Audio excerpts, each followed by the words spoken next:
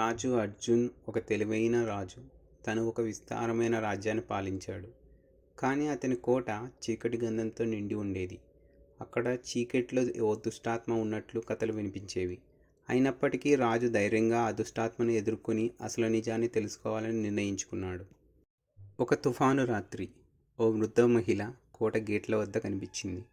ఆమె స్వరం భయంకరంగా ఉంది. రాజా అర్జున్ అని ఆమె హెచ్చరించింది.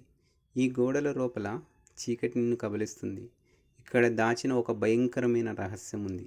దాన్ని తీయడం ద్వారా మరింత ప్రమాదకరమైన దాన్ని మేలుకొలుస్తావు అని హెచ్చరించింది. అర్ధరాత్రి అర్జున్కి చలిగాలిలో మాట వినిపించింది. ఒక ఆత్మ చీకటిలోంచి బయటకొచ్చింది. దాని రూపం చీకటి కాంతుల మధ్య మెరుస్తోంది. రాజా అని గుసగుసలాడుతుంది. నీ వంశం నాకు ద్రోహం చేసింది. ఇప్పుడు ఆ పాపానికి ఫలితాన్ని అనుభవించాలి అని చెప్పింది. ఆత్మ ఒక భయంకరమైన ఒప్పందం పెట్టింది. నీ పూర్వీకులు చేసిన తప్పులను సరిదిద్ది నన్ను విముక్తి చేస్తే నీ రాజ్యం రక్షించబడుతుంది. కానీ నన్ను మోసం చేస్తే నీకు ప్రియమైన ప్రతిదాన్ని నాశనం చేస్తాను. ఒక రహస్య గదిలో అర్జున్ ఒక భయంకరమైన నిజాన్ని కనుగొన్నాడు. అతని కుటుంబం తమ అత్యంత విశ్వసనీయ రక్షకుడిని మోసం చేసి ఈ గోడల మధ్య బంధించింది.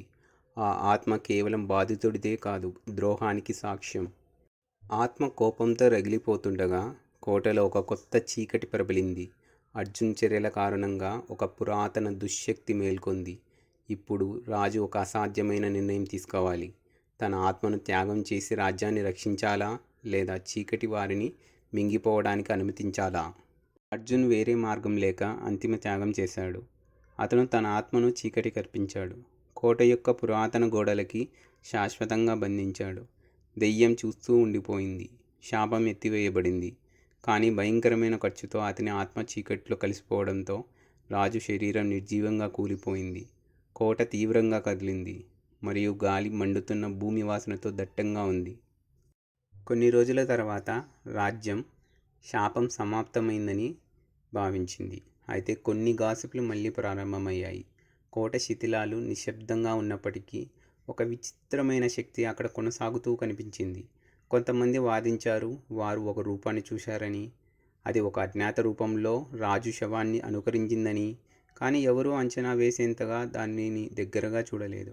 రాజ్యం శాంతియుతంగా ఉంది, కానీ చీకటి సాక్ష్యమే కొనసాగింది. ప్రారంభంలో ప్రతీకారంతో ఉన్న ఆత్మ రోజులు గడిచే కొద్దీ మారింది. అర్జున్ యొక్క మిగిలిన ఉనికితో అది మరింత శక్తివంతమైంది.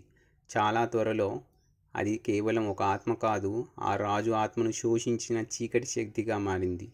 అది కోటలో బంధించబడ్డ ఇతర ఆత్మలను పిలిచి వాటిని తనకు అనుగుణంగా మార్చుకుంది. ఒక ఆందోళనకరమైన ఆత్మల సేనను సృష్టించింది. కోట ఇప్పుడు శాశ్వత దుఃఖం యొక్క పాత్రగా మారింది. అది ఒక భయాల రాజ్యంగా మారుతుంది. రాజ్యం మీద భయంకరమైన ప్రభావం ఉన్నప్పటికీ అర్జున్ యొక్క ప్రజలు విచిత్రమైన మార్పులను గమనించారు. పంటలు అవిస్మరణీయంగా పెరిగాయి. నది ఒక భయంకరమైన కాంతితో మెరుస్తోంది. కొంతమంది రాజు ఆత్మ ఇంకా వారిని కాపాడుతోందని నమ్ముతున్నారు. మరికొంతమంది అతను మరింత చీకటిగా మారిపోయాడని భయపడ్డారు. ఒకప్పటి శాంతియుత రాజ్యం ఇప్పుడు అసహజమైన రీతిలో మారింది. రాజు వంశం శాపమైన ఇది ఒక అద్భుతమైన శాంతిని కలిగించింది. రాజ్యం బాహ్యంగా అభివృద్ధి చెందుతున్నప్పటికీ అది ఎప్పటికీ మచ్చగా ఉంది. రాజు అర్జున్ యొక్క వారసత్వం చీకట్లో కప్పబడి ఉన్నప్పటికీ భూమిని వెంటాడుతూనే ఉంటుంది. అతని చంచలమైన ఆత్మ క్లెయిమ్ చేయడానికి కొత్త ఆత్మలను కోరింది. రాజు ఆత్మ యొక్క శాపం మరియు దెయ్యం యొక్క ప్రతీకార దాహం ఎప్పటికీ అంతం కాదు. ఇది ఒక శాశ్వతమైన చక్రం. గాలి యొక్క అంతులేని గుసగుసల వలె పునరావృతమవుతుంది.